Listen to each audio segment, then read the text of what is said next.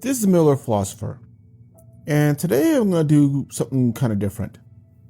The new trailer for Dune Part 3 had just recently dropped, and almost instantly people are starting to say that, quote unquote, this is our Lord of the Rings. Not just that this looks good, or that Villeneuve is cooking again, but a generational claim, so to speak. The kind of thing that people only say when they feel a cultural moment or shift forming under their feet, swelling like a tidal wave. But here's the real question.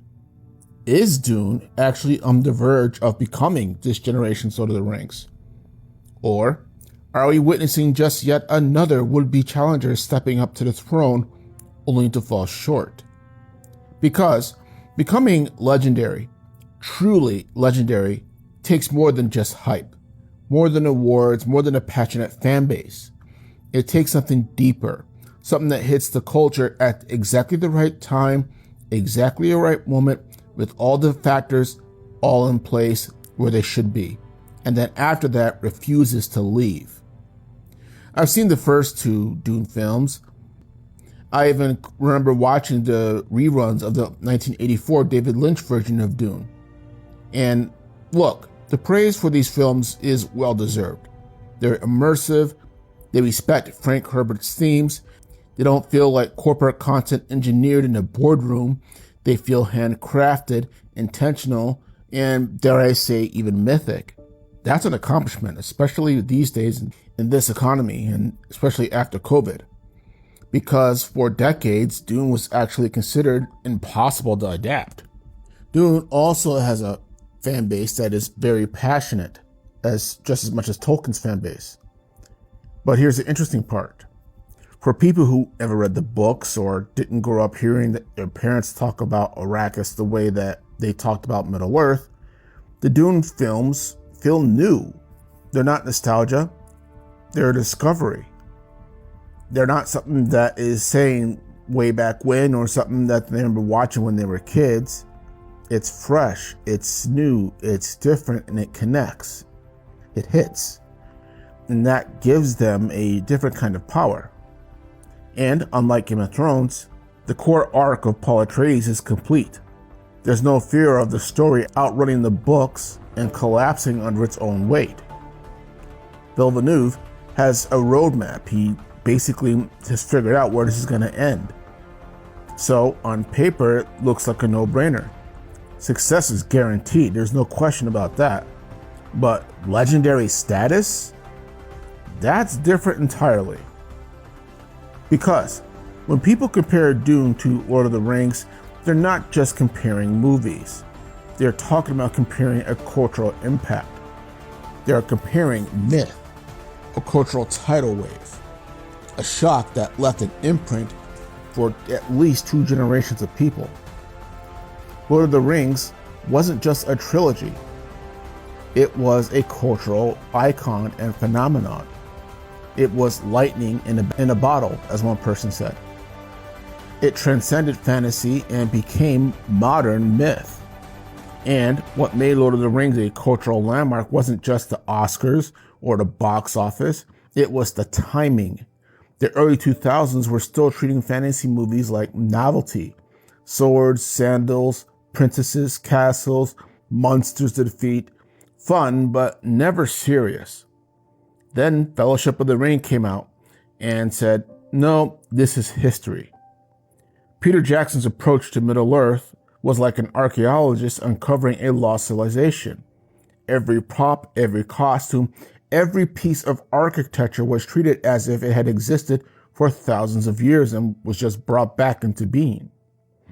And most importantly, the actors brought into that. Weta Workshop, the people who made all this stuff, brought into it. The writers brought into it. The world felt lived in, not imagined, and the emotional core, the friendships, the sacrifices, the quiet moments, grounded the spectacle. And it made it even more important that it wasn't just generated for a movie, it was real behind the scenes and became famous for doing so.